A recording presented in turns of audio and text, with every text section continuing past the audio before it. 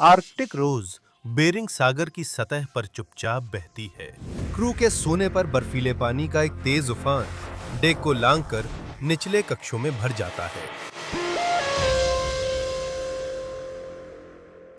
1988 में सी पावर नामक जहाज को कोवाचेविच बोट वर्क्स बिलॉक्सी मिसिसिपी में मेक्सिको की खाड़ी में झींगा पकड़ने वाले ट्रॉलर के रूप में बनाया गया था। कोवाचेविच बोट वर्क्स एक प्रसिद्ध शिपयार्ड था जो ट्रॉलर सहित कई तरह के जहाज बनाता था।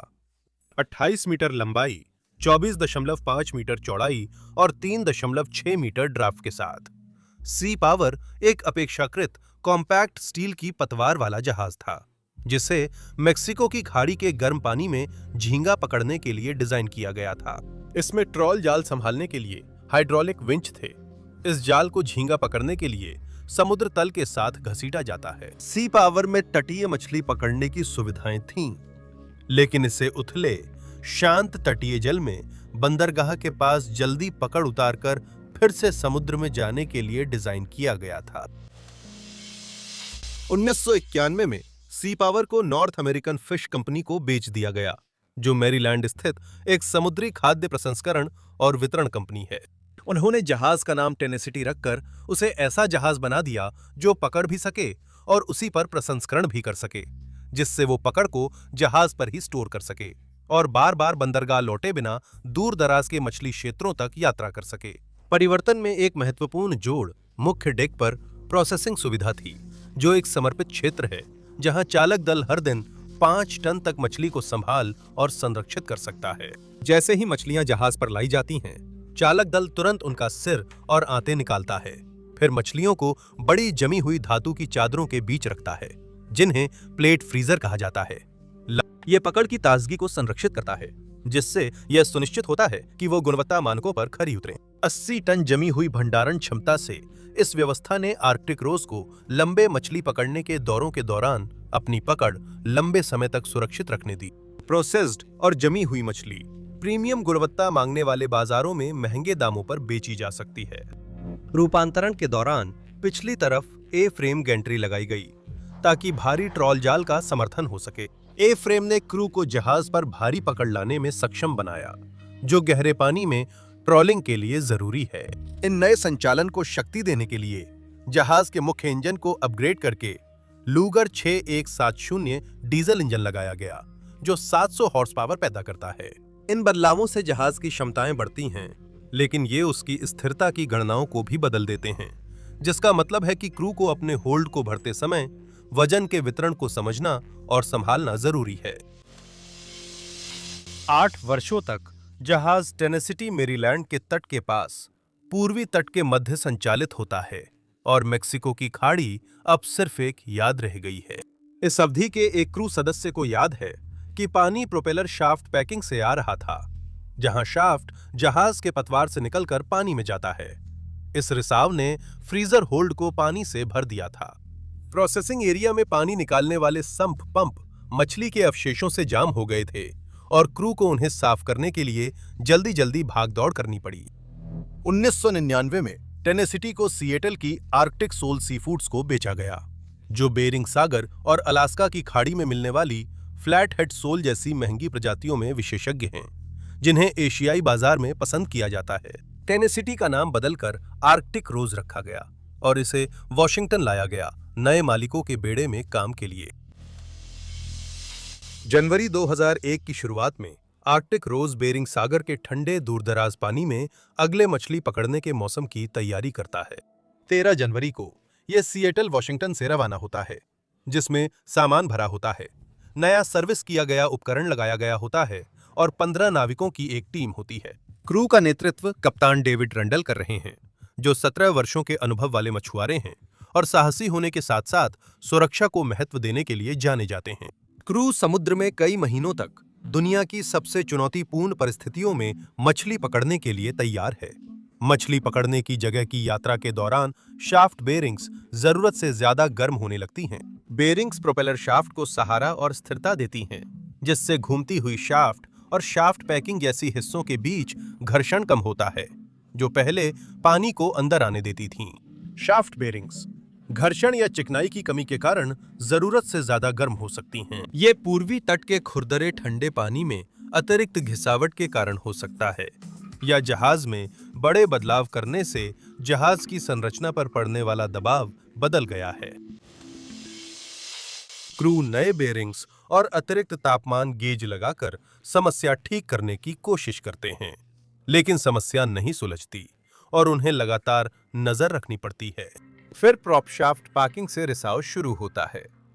पैकिंग एक लचीला पदार्थ है जो प्रॉप शाफ्ट को सील कर पानी को रोकता है। जब बेरिंग्स ज्यादा गर्म हो जाते हैं तो प्रॉप शाफ्ट उतनी आसानी से नहीं चलता जितना उसे चलना चाहिए। शाफ्ट पैकिंग को कंपनियां नुकसान पहुंचाती हैं, जिससे पानी रेफ्रिजरेशन होल्ड में रिसता है।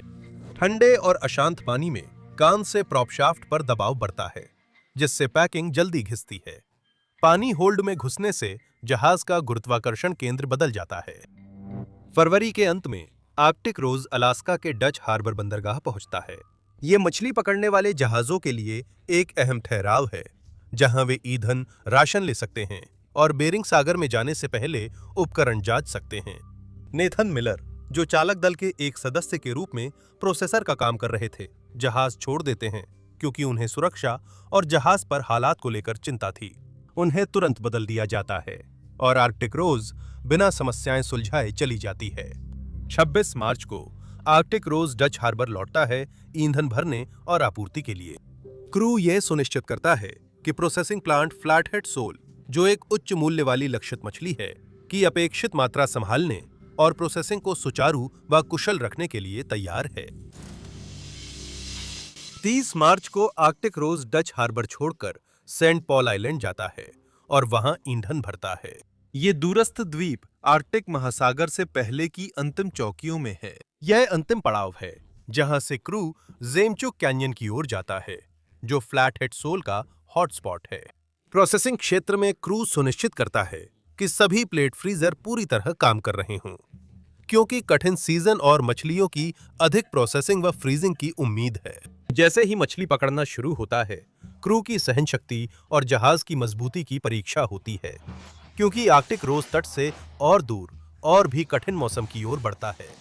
बेरिंग सागर में पानी का तापमान जमने के करीब है, जिससे संपर्क में आने पर हाइपोथर्मिया का खतरा बढ़ जाता है। क्रू अपने इमर्शन सूट्स को आसानी से पहुंच में रखते हैं, ताकि अगर शाफ्ट पैकिंग से रिसाव और ज्यादा बढ़ जाए तो तुरंत इस्तेमाल कर सकें। ये वाटरप्रूफ सूट ठंडे पानी में लोगों को सुरक्षित रखने और रेस्क्यू टीम के पहुंचने तक उनकी जान बचाने के लिए बने हैं। लेकिन जहां वे जा रहे हैं, वहां रेस्क्यू टीम को पहुंचने में कई घंटे लगेंगे। इमर्शन सूट के बावजूद वे पानी में 6 घंटे से ज्यादा नहीं बचेंगे।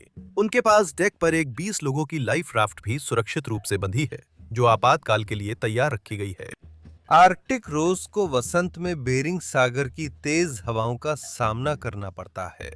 ये हवाएं 5 मीटर ऊंची लहरें बनाती हैं, जो डेक पर भारी उपकरण संभालने की मुश्किलें बढ़ा देती हैं। कम तापमान, तेज हवाएं और उग्र समुद्र मिलकर जहाज पर जमने वाली बूंदें बनाते हैं। बर्फ जहाज की ऊपरी संरचना और डेक पर वजन बढ़ाकर उसे ऊपर से भारी बना देती है। अप्रैल करीब आते ही आर्कटिक रोज का चालक दल ज़ेमचुक कैन्यन के पास मछली पकड़ने के इलाकों में लगातार जहाज के भंडारण कक्ष को भरता जा रहा होता है। चालक दल 24 घंटे काम करता है, हर दिन कई बार जाल खींचता है। हर ऐसे चक्र को टो कहा जाता है। यह काम बहुत थकाऊ होता है। गीले और भारी जानों को जहाज पर खींचना टीम वर्क और कौशल मांगता है। यह बहुत कठिन होता है। ए फ्रेम गैंट्री द्वारा समर्थित ट्रॉल जाल चालक दल का पूरा ध्यान मांगते हैं। ये जाल समुद्र तल पर घिसटते हुए मछलियां इकट्ठा करते हैं। फिर चालक दल हाइड्रोलिक विंच का इस्तेमाल करके जाल को डेक से ऊपर उठाते हैं। इस प्रक्रिया के हर पहलू में ध्यान केंद्रित करना जरूरी होता है। जाल में वजन के बंटवारे में हल्का सा बदलाव भी उबड़ खाबड़ समुद्र में जहाज का संतुलन बिगाड़ सकता है। हर पकड़ जहाज का वजन बढ़ाती है और चालक दल संतुलन बनाए रखने की कोशिश करता है। फिर भी होल्ड में बढ़ता वजन नियंत्रण कम कर देता है। यहाँ तक कि एक खुला हैच या खराब सील भी महत्वपूर्ण हिस्सों में पानी घुसने दे सकता है और जहाज की स्थिरता को बदल सकता है। प्रोसेसिंग क्षेत्र में चालक दल हर नई पकड़ को जल्दी संभालता है। मछलियां जहाज पर आते ही तुरंत उनके सिर और आंतें निकाल दी जाती हैं ताकि फ्रीज करने से पहले ये प्रक्रिया पूरी हो जाए। प्लेट फ्रीजर हर बैच पर काम करते हुए गूंजते हैं, मछली को तेजी से फ्रीज कर उसकी ताजगी को बनाए रखते हैं। जगह कम है और प्रोसेसिंग सुविधा व्यस्त, फिसलन भरे कार्यस्थल में बदल जाती है क्योंकि क्रू तेजी से पकड़ तैयार करता है। बसंती हवा तेज चलती है और मौसम बिगड़ने लगता है। पानी का तापमान गिरने से पंपों में बर्फ जम जाती है। बर्फ की फुहार दरवाजे बंद कर हर जगह जम जाती है। फिर भी क्रू आगे बढ़ता है। जैसे जैसे दिन बीतते हैं, थकान हावी होने लगती है और वे अपनी दिनचर्या के अनुसार एक के बाद एक जाल खींचते रहते हैं, जिससे होल्ड धीरे धीरे भरता जाता है। 1 अप्रैल 2001 को शाम के समय क्रू ने जाल की कई खेपें पूरी की। डेक क्रू उपकरण सुरक्षित कर अगले दिन के ऑपरेशन से पहले कुछ घंटों के आराम की तैयारी करते हैं। कैप्टन रंडल पास में मछली पकड़ रही सहोदर जहाज अलास्कन रोज से संपर्क करते हैं। वह बताते हैं कि प्रोसेसिंग एरिया में सम पंप्स जाम होने से देरी हो रही है और भी चिंता की बात यह है कि जाम पंप जहाज में जमा हो रहे पानी को निकालने में परेशानी कर रहे हैं। प्रोसेसिंग क्रू रात तक काम कर मछलियों का सिर काटते, पेट साफ कर पेट फ्रीज करते हैं। वे मछलियां होल्ड में रखते और काम की जगह साफ करते हैं ताकि अगले दिन तैयार रहें। नींद की कमी में वे प्रोसेसिंग एरिया में वाटर टाइट दरवाजा ठीक से बंद नहीं कर बाकी क्रू के साथ बंक में चले जाते हैं। अगली सुबह 03:30 बजे आर्कटिक रोज बहती रहती है, जबकि क्रू के सदस्य जरूरी नींद के कुछ घंटे ले रहे होते हैं। डेक के नीचे आर्कटिक रोज भारी फ्लैटहेड्स ले जा रही है। सोल जमी हुई और होल्ड में पैक है। बर्फीले पानी की एक लहर मुख्य डेक पर टूटती है और ठीक से बंद न किए गए वाटर टाइट दरवाजे के जरिए निचले हिस्सों में भर जाती है। कुछ ही पलों में आर्कटिक रोज इतनी झुक जाती है कि उसे संभालना नामुमकिन हो जाता है। क्रू पूरी तरह से चौंक जाता है। उनके पास ना तो कोई संकट संकेत सक्रिय करने का समय होता है और ना ही अपने इमर्शन सूट तक पहुंचने का। पानी जहाज में भरते ही उसका ढांचा बर्फीले पानी में और नीचे धंसने लगता है और कुछ ही मिनटों में आर्कटिक रोज पलट जाता है और चुपचाप बेरिंग सागर की सतह के नीचे डूब जाता है, अंधेरे पानी में गायब हो जाता है, उसके पूरे 15 सदस्यीय दल के साथ। 03:35 बजे आर्कटिक रोज के बेरिंग सागर में पानी के नीचे डूबने के कुछ ही मिनटों बाद एक EPIRB यानी आपात स्थिति बताने वाला रेडियो बीकन जहाज की आखिरी ज्ञात स्थिति से सिग्नल भेजता है। जैसे ही जहाज डूबता है, EPIRB सक्रिय हो जाता है। फिर वो स्वतः ही तैरकर ऊपर आ जाता है और सतह पर आते ही यह अपने आप एक आपातकालीन सिग्नल भेजता है, जिससे कोस्ट गार्ड को पता चलता है कि आर्कटिक रोज मुसीबत में है। जूनो अलास्का में अमेरिकी तटरक्षक बल के बचाव समन्वय केंद्र को सिग्नल मिलता है और वे तुरंत कार्रवाई करते हैं। वे एयर स्टेशन कोडियाक से एक C-130 हेरक्युलिस विमान तैनात करते हैं। इसकी लंबी दूरी की क्षमताएं इसे पानी में मलबा या जीवित लोगों को खोजने और संचार रिले के लिए उपयुक्त बनाती हैं। 8:40 पर कोस्ट गार्ड द्वारा EPIRB ट्रांसमिशन प्राप्त करने के 5 घंटे बाद C-130 घटना स्थल पर पहुंचता है। उन्हें वहां बस तेल की परत और मलबा मिलता है, जो आर्कटिक रोज के डूबने की जगह है। आर्कटिक रोज का सिस्टर शिप अलास्कन रोज भी खोज में शामिल होती है। कोस्ट गार्ड के कटर और गश्ती जहाज आखिरी ज्ञात स्थान भेजे जाते हैं। कटर, जो छोटी नावों और चिकित्सा सुविधाओं से लैस होते हैं, लंबी खोज अभियानों में जरूरी हैं और इनमें आमतौर पर हेलीकॉप्टर लैंडिंग डेक भी होते हैं ताकि हवाई और समुद्री बचाव मिशनों को समर्थन मिले। कोडियाक एयर स्टेशन से HH-60 जेहॉक हेलीकॉप्टर भी खोज अभियान में शामिल होते हैं। जेहॉक हेलीकॉप्टर खराब मौसम में काम करने और पानी के पास इलाके स्कैन करने के लिए बने हैं।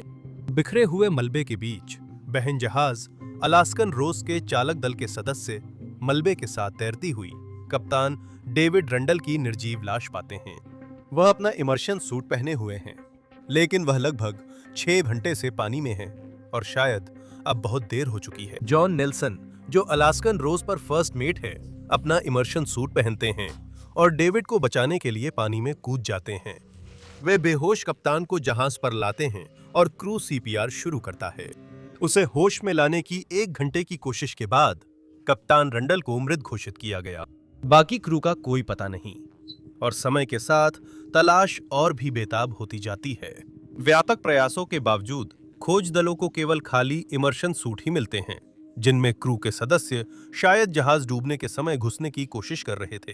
5 अप्रैल 2001 को 3 दिनों की तलाश के बाद कोस्ट गार्ड ने मिशन को स्थगित कर दिया और बाकी बचे 14 लोगों को समुद्र में लापता घोषित कर दिया। आर्कटिक रोज त्रासदी के बाद अमेरिकी कोस्ट गार्ड ने डूबने के कारण जानने को समुद्री जांच बोर्ड बुलाई।